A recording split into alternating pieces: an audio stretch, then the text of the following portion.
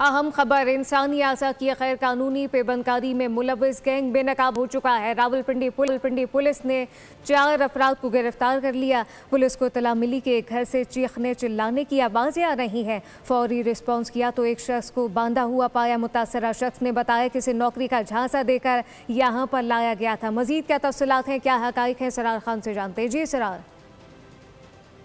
थाना एयरपोर्ट का इलाका है जहाँ पर पुलिस को एक 155 पर एक कॉल मौसूल हुई जिस पर थाना पुलिस ने फौरन कार्रवाई करते हुए जो मुतालिका घर था उस पर जब रेड किया तो वहाँ पर एक शख्स को पाया गया जिसको स्ट्रेचर पर लिटाया हुआ था। मकबूल को बाइजाब कराया गया। जब उससे मालूमात किया गया तो उसने बताया कि मुझे नौकरी का झांसा दिया गया और झांसा देने के बाद मुझे यहाँ लाने के बाद बाकायदा तौर पर मेरे कुछ टेस्ट वगैरह किए गए और यहाँ पर लाकर मुझे रखा हुआ था।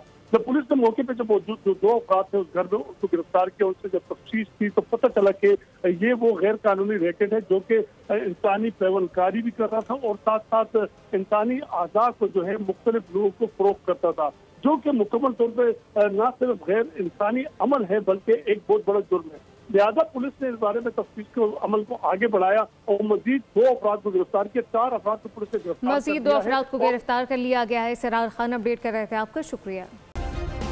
सब्सक्राइब करें और बेल दबाएं ताकि कोई खबर रह न जाए।